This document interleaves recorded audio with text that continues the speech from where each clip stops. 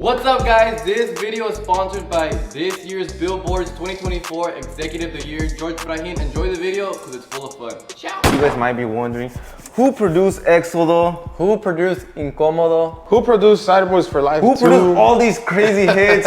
Give it up for Ernesto Fernandez. Let's go! So we go to the bar. Get some We have to drinks. celebrate this year. Like in the studio, do you like to drink? Like what's like the vibe? Not really. I drink, I'll fall asleep, so then... You're like on Lady Gaga and you're like, oh yeah. Yeah. And Éxodo, I had a lot of fun because I did the piano on the Bruce Wayne. Oh, that was good. Yeah, Peso wanted a piano intro, so, and we're like, yeah, this is the piano. I mean, if it cheers.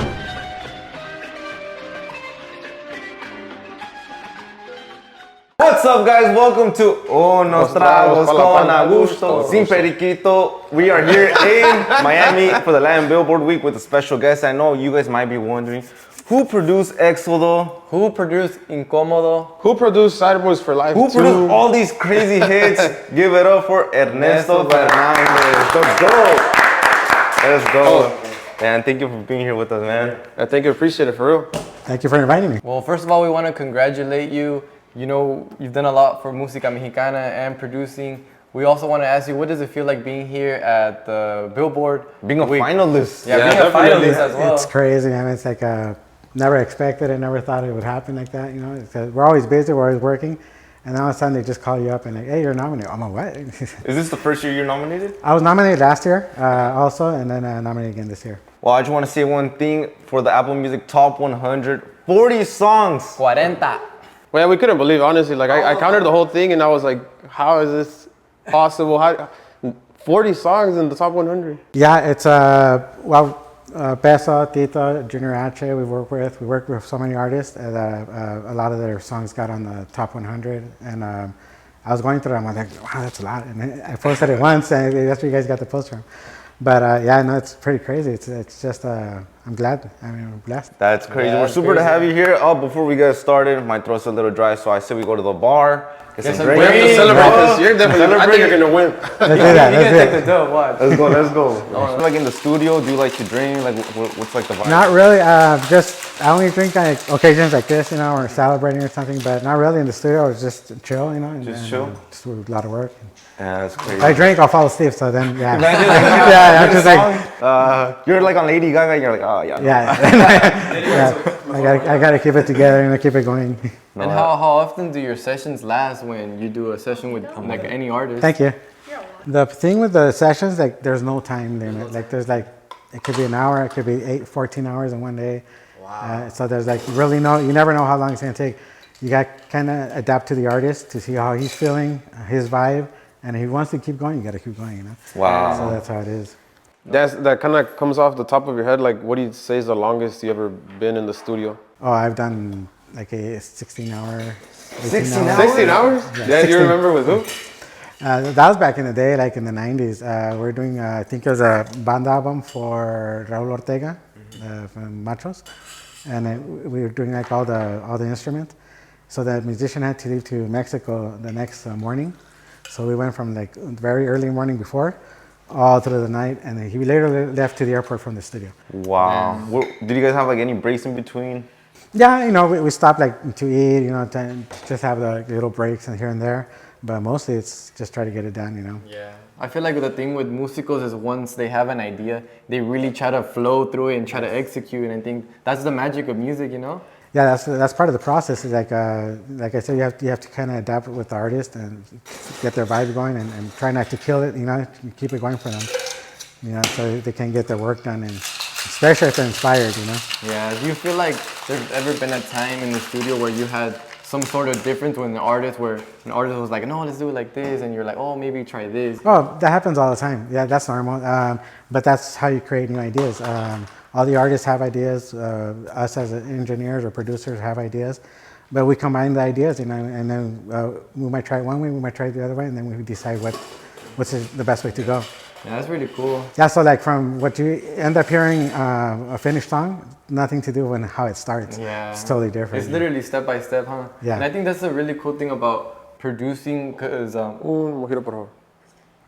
the cool thing about producing is that you're literally making the song step by step, and I mean, I'm pretty sure you get really, really technical in terms of like how much low end or high end you could put. Yeah, all the technical parts are you know, a lot of decisions to make, what feels better, and then you have to consult the artist, how do you feel it, you know, and we would just go back and forth until we're all comfortable with it. Sometimes even the musicians, we consult with the musicians just to get a good vibe going, and we're all comfortable with what's going to come out.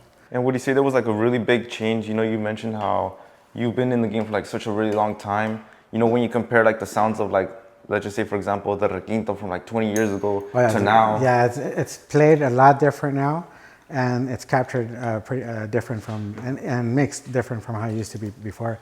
Before it was like really natural, like bien sierreño, like ranchero and stuff like that. Now we're going into effects, and we're doing more urban stuff going on mixed with the requintos. So it's a little more different now. And how was that experimenting for you? Like the new change? The new changes, luckily, like with George Brahim and Peso, they're both, they like to try new things, you know? So we're like, we got really experimental. Oh, let's try this, let's try that, you know? And we did try different effects and stuff, and everybody's like, yeah, that sounds cool, let's try it. So they're willing to go that one step, where others are like, no, let's keep it more traditional. Yeah, like we can't change it. We can't change it, yeah. And that's what I like about them, you know? They're willing to change everything and get new stuff out there. Yeah, something that I really notice on the albums that you produce is on the requintos, there's like a shrine or like something very vibrant, which in my opinion, like I've never heard it before, but I think it gives it a style of yours, you know, which is really cool, you know, because that's what makes the music stand out. Yeah, and what's cool is like now everybody's in it. Like a lot of other producers are doing those effects and stuff, and it feels cool because you're lifting up the genre and you're expanding it more, and you're getting like new ideas from other producers now. I've heard some things that, oh, that's pretty cool. I like that, you know. Yeah, it's so funny because he's always like talking about the shrine when he hears like Peso's albums. Like, dude, I know Ernesto. He did something to the requinto. Like, I don't know. I mean, we can't really hear it. He can't really hear it, but he's like, dude, I hear him. Yeah, and then I don't even know what he's talking about, and then he'll play another song. Look, they're trying to copy him. Look. Yeah, thank you so much for the drinks. Thank you. Let's go back. He's like, I'm sure you would. Like, where does like the love of music come from? So, I've always been in music. My dad plays keyboard. I play keyboard too. And since I was small, I was always involved in with musicians, my dad, and groups. I actually used to play with, I first started like los gruperos de baladas and stuff, like cumbias and stuff. And then I started with the technova scene in the 90s. And then me and my wife would play in different events also. She sings and I play keyboard. And then also the production and the engineering, I started since like the 90s too. Recording studio, my dad would take me to a recording studio where I learned. And then from there, I just kept going. Wow. Damn, I might sound like a no sabo. I know you guys might kill me in the comments right now, but what is technobanda? And I know they don't know either. I don't know either. No, when he said the technobanda, I was like, oh, sí. Me too. I was like, technobanda, oh, sí. But then I was like, I would just be honest, I need to ask. Oh my goodness. Okay, so technobanda, back in the day, it was like pretty much it had 3 trumpets, 3 trombones, but instead of clarinets, they would use saxophones. And then they would have a drummer instead of the tarolas and the tambora. Oh, yeah. It would be a drummer, but instead of tuba, they would have bass. And instead of chachetas, they had a keyboard. So it was like, that's why they called it technobanda, because of the bass and the keyboard. Wow, I don't think I ever heard of a banda with a bass. Have you guys ever heard of banda machos? I heard of banda machos. So that's technobanda. That's the part where you go. That's a definition of. Yeah, the one I used to play was the banda pachuco. So that was the same style, that technobanda style. Damn, it's really cool to see how much music has changed. And I wanted to ask, like, what has been the most challenging part of you learning how to produce and your career? In the career, what's helped me a lot is from being around a lot of musicians and people in the industry. It's helped me a lot to learn and get involved more. But like the challenges is like, for me, it was like more because my vision. So I'm considered to be like legally blind.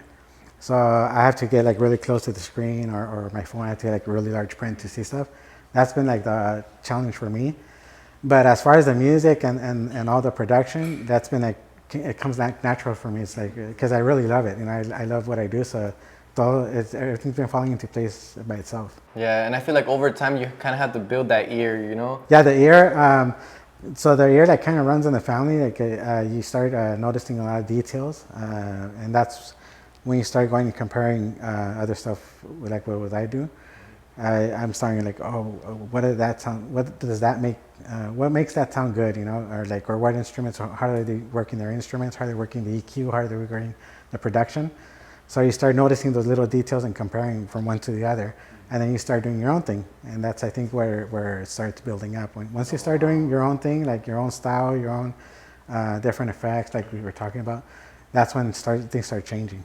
So you can listen to a song and be like, these are like the EQs, like they did this, they did Yeah, that. they kind of they're working this style, or they're doing these type of instruments and stuff like that. You start noticing. Damn, that's crazy. Yeah, I mean, that ear, Le falta bajo, le Yeah. falta low Yeah. end. That's Yeah. really cool. And what I think is so cool, how like, you know, you've been at it for such a long time and you're literally like #1 right now, so many years later. Yeah, it's. I think things happen when they're supposed to happen. You know, whenever time happens, but it's crazy. I think when you do things, when you love to do things, you know, things happen by themselves, and like all this. Of course, there's like what we're doing now, like for the billboards, the award on it. There's a lot of people behind us, so it's not just like me or there's a lot more people working, you know, to get where we're at right now. No, definitely. I think it's cool. I think we've been, you know, in the music industry for a little bit, and we see how many people are behind an artist. You know, because I think maybe just as a fan, you think like, oh, you know, this artist like made this album by himself, or like, you know, he pressed record or something. You know, I think maybe some people think it's kind of that way. Yeah, they do. And there's like so many people behind it. You know, people like you that, you know, are masters of the craft. There's the producers, the engineers, the musicians, the publicists, the managers, the label, the company, the people working, you know, to market the album. There's so many parts to it, so that's why. That's like I said, it's not one person by themselves. It's like a whole group of people working to get that where it is right now. Yeah, I think it's really cool, and then something that I noticed in the studio is that the producer and the músicos come in hand, right? What would you say a músico needs to be successful in the studio Or to be ready. or to be ready? In the studio, for musicians, I think it's be prepared all the time. Like have your instrument ready all the time. Whatever you're gonna go record, if you know ahead of time what you're gonna do, practice it, have it ready, have it down, so when you get there, you're ready to go. Also, like do some modifications to like give the producer choices. Like tell him, oh, what do you think if I did this, or what do you think I did? But first give him like the original choice you gave him, and then have him present new stuff. That helps a lot. So then that way you can help the producer also make better decisions with you as a musician. Yeah, it's really cool because it's really cool because like as a musician or like the musicians I've seen, they come with a set of arreglos o adornos, like, oh, le quiero meter una pasada aquí, and it's like, oh, quiero hacer una pasada aquí, and I feel like the advice of a producer matters a lot because they always need that guidance, like, ¿se suena bien, suena no? Like, yeah, so the guidance there is like, ya uno como a producer, you have to see if he's giving you options, but then you have to let him know, okay, yeah, that might work, but that might not work because the trombone's going to play there, and maybe your adorno is going to crash with the trombone, right? And so you have to see, like a producer, you have to see like the overall picture, and then help him fit into that picture. Oh, okay. So he's not encimándose con el trombone, or las chachetas están encimando con la armonía, stuff like that. You got to watch out for. So when you finish the whole overall, it all comes together and they sound all juntos, you know, like a group. Oh, okay. And then like, I mean, we don't really have experience like we're recording with music, but when someone gets in the studio, let's just say for example, Peso Pluma goes in, like what are like the first instruments that start? For casi todos los serreño, they all start like, we'll start with the requinto a lot of times, and then from there we'll do like chachetas, trombone, then the armonía, and then the tololoche. Or bass, or you know. I would have thought it was like the other way around. Yeah, back in the day, the bass was the very first one to start, really? and then the guitars. Yeah. Now it's like a lot of times the requinto will start, then the chachetas, armonía, trombone, and then the tololoche at the end. Wow. that's really interesting. I mean, I heard a lot of stories that the person with the best timing always goes first, and me and Diego used to do music, and we couldn't follow the metronome. Like, how the fuck do we get on time? Hard. And that was super difficult. It's that's something that you do have to, as a musician, always practice with the metronome. So when you go in, you know, you have it down, because then later, I have to go in and He's like, I have to modify this guy. I don't like to modify too much though. Like I kind of like to give it like a live feel, like let them flow a little. So if they go off just a little bit and they go up and down just a little bit, it's fine. I don't like to put it like right on. Because then it sounds too mechanical. Damn, have you ever like sent somebody back? It's like, damn, you need to practice a little bit more. Imagine. Luckily, I haven't had that where de plano que le estén que dice like, oh, sabes que mejor. No, but I've been lucky to have good musicians coming in. I've had musicians that are good, but sometimes their creativity it takes long, so they'll like be 2, 3, 4 hours on one song. But and it ends up good finally, but it does just a long process. Yeah, I think definitely now that there's so much experimenting. I think how so many songs, like the intro to Dos Días and stuff. I think like how did that come about? So intro for Dos Días, Tito wanted he wanted to come in like that. At first we were like playing around with different other ideas and stuff, but he's like, no, let's just come in like this, and then. And Peso was like, I just wanted to come in like that with just the bajo sexta and the voice. And then I added like a little effect in the background on that intro. But like I said, it's just like ideas of everybody coming in together and put them together and try to get out the best where everybody agrees. Yeah. And you as a person, sorry, could you go again? No, don't see that, just go. As you as a person that has experimented with so many artists, what do you see is next for Música Mexicana now that it's bigger than ever? You know what? It's that's something we've been we talk about it sometimes. It's like we're not sure where it's going to go, but I know it's going to evolve. It's going to be changing a lot. It's going to be maybe more pop, maybe country. It's going to go different ways. But that's the thing. I mean, as long as you put out your ideas and try to be creative, don't go to like, I want to sound like him. No. Bring up your own ideas and try to get something out there, because I think that's what's going to make the difference. And like in the future for Música Mexicana, try to be unique and try to get new ideas out there. And is that like exciting for you? Like, do you get nervous when you have to like know that you have to try something new every single time? Oh yeah, no. I mean, when we're doing EXO, there's like, we gotta make it better than Kennedy's. That's hard. No. That's, damn, I need you right there. Like the hardest here, now you gotta. Yeah. So and the only way you can do something is like, okay, don't do it like Kennedy's. Like try to do something else, something different. So that way it's not like, it's the same thing. No, try just make it different and have its own unique style for that. Yeah, and I think a reoccurring theme that we usually talk about is, I think when we started Música Mexicana, Música Regional was at, a certain level, like now it's way up here. What would you say made that happen? What was it? I think it's there's a lot of people who've opened the roads, like in this genre, like Nata and all of them, they opened the road. I think with Peso, he just took it way up there, and make it more global, and so it just opened up so many other doors. So now Música Mexicana is starting to expand more globally to where it was before, and this genre.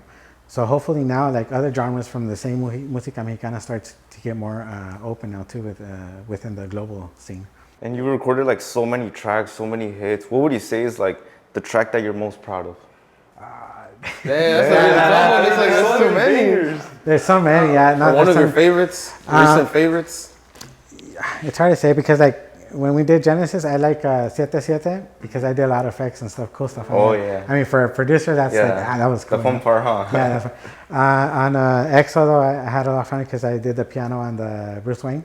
Oh, that was good. Yeah. Damn. So that was pretty cool. That was like, that's cool. And that's the hardest intro I've ever heard in an album in a while. And I was like, Peso wanted a piano intro, and we're like, this is the piano. So a lot of those songs from EXO, though, they're playing it on the stage in the studio.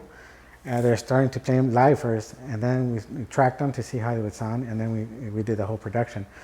But he's play the piano here, and I'm like, okay, cool. We've done like some ideas with pianos before that, and they haven't come out. But Peso likes to try new things all the time, so we're always experimenting with others. We got a whole bunch of crazy ideas. Yeah, and I was thinking, like, you've done so many songs. Is there like a song that kind of like comes off the top of your head that you're like, this is a really good song, but it's like a little bit underrated, or maybe it didn't get the shine that you think it deserves that you've done? Let me see.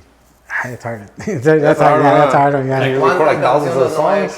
Thousands of songs. Because there's so many. I don't know, man. That's a good question. Yeah. We'll come back to it. We'll come back. Yeah, I didn't think about that one. Yeah. No, but yeah, like a lot of the new Tito stuff that we did, we got to do a whole bunch of effects on that one. So that was pretty cool too. So it's always like the fun part when like an artist wants to experiment. And then Yeah, I love that. Yeah, man. Yeah, let's do it. Do you think artists are like way more open to experimenting now, or you Now, think they're yeah, still, now like conservative? they'll call me up and, hey, can you do a mix for me? And but I want the effects. I'm like, okay. So now they're actually asking for the effects. You know, like we did Junior H Sad Boys. We didn't do too many effects, but like I see the Fondito, we did some effects and stuff, and he liked that. So now he's like, okay, can you do more effects? Damn. so that's pretty cool. Yeah. Now they're all asking for it. Yeah, I think it's gonna be super exciting to see what you guys got cooking up next. I'm pretty sure you guys probably are, huh? We're always looking to do new stuff and try new things, and then ya poco a poco ir sacando, and try to get material out there. And more than anything, we want to congratulate you that you're part of this boom of trying definitely. new things. I feel like for the longest time, música mexicana has always been traditional, but now with this new generation, it's just like everybody wants to try new things, and people are not scared anymore. So which is always cool. I think there's always new ideas to put into the music, and I feel like now that música mexicana is getting bigger, like it's like you could do it if you want. No one's gonna judge you that much. Yeah, well, that's the thing. Back in the day, that was the whole. With George and Pajín, we used to experiment back in the day. Those type of things, like we would mix banda with rap and a whole bunch of stuff. But back in the day, it was like, no, it sounds too weird. We gotta keep it more traditional, and that was always the fight back then. We couldn't try new things because people wouldn't accept it, or the labels wouldn't accept it. Do you think that maybe trying to keep it traditional and really trying to stick to that kind of held it back a little bit? I think back in before, I think it kind of stops it from evolving. I mean, music is always going to be evolving, no matter what. But when all the labels are like, no, you got to keep it this certain way, then you're stuck, and then you can't even grow. And when you have labels that are like, oh no, let's try something new, let's try this, let's try that. That's when you start getting blow ups like what we have now. Like, And then you mentioned too, like that. Back in the days, you guys would try to somewhat mix banda and rap. Were any of that released? George did an album, banda rap, and it was like a 2000 around there. And I think he did a release. I don't know if you can still find it though. It'd be kind of Damn, that'd be crazy. But people didn't accept it back then, huh? Yeah, I mean, they did have other bands like Aqua and stuff that were doing it in the day for that time.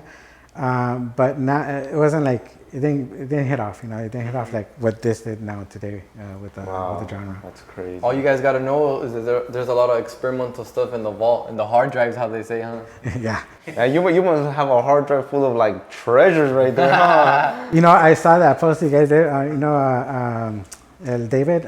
Oh yeah. Yeah, I called him up. I'm like, man, I'm sorry to hear what happened here to the hard drives. He lost all his hard drive, and that's like my worst nightmare. Is like, No, for real. Yeah, it's like I have to back up everything. I always put copies and have stuff everywhere. You have like multiple hard drives with different copies. Yeah. Oh, Because they were telling me like you just really do show up to the studio. You have an idea in your head, and then you kind of just like really get inspired. You do it, and then they can't do it again. Yeah. Have you seen that? Yeah, no. I mean, that happens all the time. Like the artist can be so inspired and it's like in one take, and he won't be able to replicate it because it's just a moment and when he's vibing, it's not the same. Because Damn. that's what's scary about losing a hard drive like that, because you captured so many moments as musicians, singers, and all that you can't recover that. I mean, you can do it again, sure. It's not the same but vibe. it might not be the same vibe. Yeah. And that has never happened to you? Yeah, I was about to say. No, never? No, hasta ahorita. You backed up multiple times? No, I remember when we did the party with Peso, we put it on 3 different hard drives. We sent one to the bank, locked it up in the vault. We sent one to my mom's house. Yeah, but but I think it was there. Yeah, no, but that comes with practice because one time too, when we did the Danny Lux podcast, I remember. Oh, there you go. Putting me Yeah, on blast. we got all the memory cards, and then he put it in his pocket, and then we went out. Yeah, we actually went out to the club, and I was just sitting down, and he was standing in front of me, and I was like, oh shit, like, someone dropped the memory card. And I was like, oh shit, like, we use memory cards, and then I was like, hey, like, that's not one of the memory cards? Oh shit. I only have 3, it was supposed to be 4. And like, I don't know how that happened. I don't know how that happened. I feel like up to that point, that was probably like top 3 biggest podcasts we've done. Like, we got a whole Airbnb for it. There was like, 3 podcasts in there, and it was 4 memory cards that I dropped. They would have killed me, but luckily he found it. Yeah, I saw it and I was like, I was. Yeah, I should have pranked him or something, but now I was just scared too. I was like, did he drop one? Did he drop other ones? Yeah, like right now I'm working on the new Jaciel album. It's gonna be a lot of bangers there. But Oh yeah, that's how they previewed one. like in, all that stuff, like sometimes we work in different studios and stuff, and we're carrying the hard drives. I'll either load it up in the cloud too, where I'm at, just to make sure I have a backup of it. Because even though you have it on you or whatever, así que se puede salir or Yeah. Damn, that must be fun working with Jaciel. Like, you know, he's always experimenting with like the keys and like. Yeah, no, Jaciel's fun too. He's got a great keyboard player too, and different ideas from like. That's why I like it with Jaciel too. He's different from Tito. He's different from Peso, from everybody else. He's got his own style. So that's like I said, his album's gonna come out soon. Yeah. What I really like too is when they re-release the songs, because it's like Aquí ando en mi mundo, and they said they're gonna do that one for his album, right? We're working on it. Yeah. I think it's so cool because like you can literally see like, oh, when the song dropped, like, you know, Música Mexicana was here, and like now you come in and like really take it to the next level With all Yeah. these effects. I think you could even tell like the quality in the sound too, which is always interesting. I mean, I feel like I pay a little bit more attention to that stuff. He pays a lot of attention. 'Cause Every other song, he's like, did you see that? Was that a mistake or they did that on purpose? Nah. But one question that I had is, I think older música mexicana had more replay value. You know, we had the Ramon Ayala, Vicente Fernandez. What do you think it takes for, you know, our generation have of a music classic? to have a classic like that? You know what? I've seen a lot of talks about that, and part of it has to do like back then. You would have an album release. That whole album could take like a year or 2 years before you release any more music. So that those songs were played more constantly on the radio, and the people would take them to home for a longer amount of time than today. Today you get a song every week, or every 3 days, every day you can get a song. And it's like bubblegum, it's like chuy, los cupes, y así. And hay una que otra que sí se van quedando, so, you know, some songs stay, but it's a lot harder to have like an anthem or something that's gonna last for a long time. And that's it's harder now, but I'm sure there's gonna be songs like 20 years from now that are gonna stay, you know. Yeah, but that must be fun for you, huh? More chamba. A new song. I mean, for me, it's kind of sad because there are really good songs that get just yeah. passed off, and people don't get to really enjoy them or really go through them. That it is kind of messed up because there's a lot of music that's good out there and that hasn't been heard because it doesn't have enough time to be heard. Yeah, huh? Like some stuff that comes out and you're like, damn, like, This deserves more love. like maybe 3 days later, like some other thing dropped or things like that, huh? Yes. So you think having like that more pressure, having to drop more music, you know, to like stay relevant, do you think that has like helped because people feel more pressure, like they work harder, or do you think it's kind of like diluted the craft a little bit where you're like, fuck, like maybe they didn't wait till their heart actually, you know, they actually got heartbroken to write that song, like they sat down in a writing camp and I need to do 3 songs today. It depends because it depends also on That's a good question. It depends on the artist too, because like an artist, like if he's in a mental state where like he's anda agüitado, anda depressed, he's gonna write something, he's gonna write a banger, y ya he'll put it out, and then you have sessions where you do have writing camps saying we gotta get this out, you know. But when you have that many people collaborating too, it also produces some cool music, you know. That's so it's good in one way, but see, like sometimes it is like stressful for artists where they have to like put out so much music. But I think the artists now are adapting to it. So it's just something like where you adapt to the situation and you're used to it. Because there's artists that just want to be writing and putting out music, you know. But that can also be bad too, because if you're just writing all the time, you run the risk of having songs que se parezcan, you know. Like that's a risk too. So you do have to have like a balance between writing and performing and recording and stuff like that. Yeah, because then they might be like, oh, this artist is just taking out way too much music. Yeah, Huh? Has that ever happened too, where, you know, someone releases a song and they're like, hey, this sounds exactly like this one, but Yeah. it was actually like that happens with some artists. I've seen it, and it's like, ya se están pareciendo mucho, and sometimes that might be the same lyrics or something, but like the same melody. Sometimes it starts repetitive, and that's an issue because then you know, you just got to lay back and take a step back and start over and get new ideas. Yeah, definitely. Because you can't just be writing the whole time tampoco. Yeah, definitely. Damn, well, I mean, we're super excited that you're here. I feel like we I really learned- asked. I feel like for I you to be learned here. along, dude. Yeah, I feel like we wanted to talk to you for a while. It's crazy how much influence you have, you know, and then like you're pretty much like behind the scenes, and I think we really now that we realize how many people are behind the scenes, I think that's like an effort that we're gonna try to make, you know, give people some of that shine as well, because well, like without you, like some of those songs, I don't know. Yeah, no, there's a lot of people who work and all labels all everywhere that they do a lot of work. There's so much that goes into it, and people don't even know about them. I mean, it's like even in concerts and like all the production that goes behind it. You know, there's a lot of people involved, and sometimes people don't get to know that side. They just get to know like the artist and the performance. Yeah, I feel like it's always fun to meet like the people behind the scenes. Like, you know, we went to the Peso show and he's like, hey, I'm the one that does the lasers. And then we met some of the guys like, hey, you know, I fixed Peso's foot. And we're just like, dude, all these people are That was crazy. How like, you know, maybe the singer, you know, does get that spotlight, but I mean, the guy was like, you know, I do the lasers, and like seeing how much like pride they take in their work, even though like, you know, maybe they don't get like publicly recognized. I think, you know, that's kind of inspiring to like really do like be the best at whatever you do. Oh yeah, no. All the people that work in the company, they all love what they do. They take pride in their work, and it's nice to see work with people that like their work, you know. And sometimes they don't get the recognition, you know, but like the industry people know who everybody is. Yeah. So between the industry people, we all know who everybody is. It's like they know what's up with me. Yeah, and I want to ask you, like, what's some advice that you give? Because you know we get to talk to a lot of up and coming artists. You know, people trying to make it in music, trying to make a name for themselves. You know, now that you really have, what advice do you give them?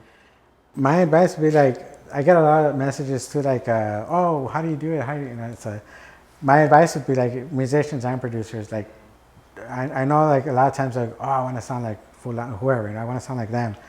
That's fine, like to start off, but always try to look for something different, something new. Try to make your own sound or different type of music, so that way you can explore more. And also as a producer, like the effects thing, you know, try to make up effects. Like if you hear something, like try to do something different to that, and then so that way the genre opens up more. Yeah, I imagine everyone texting you, send the plug-in. Yeah. One time I told one guy, like, What's the preset? I can't give you the recipe. And it's like a recipe for food, you know, you can't give the recipe. But I like it because some producers are like, oh, I love what you do, and I'm trying to do my own things. And well, cool, that's the way to go. That's crazy. You're like the guy that has like that secret like Krabby Patty formula. Like maybe by the time they figure it out, you're on to the next one, you know? Yeah, I mean, I think that's the way it should be. Like, you know, have everybody experiment and do new things. That way, when you hear somebody's work, like, oh, that's fulano, and or that's who, you know, so and so. That way, they differentiate themselves from everybody else. Damn. Well, I think that deserves a cheers. Yeah, te la acabas. Yeah, entonces la acabaron.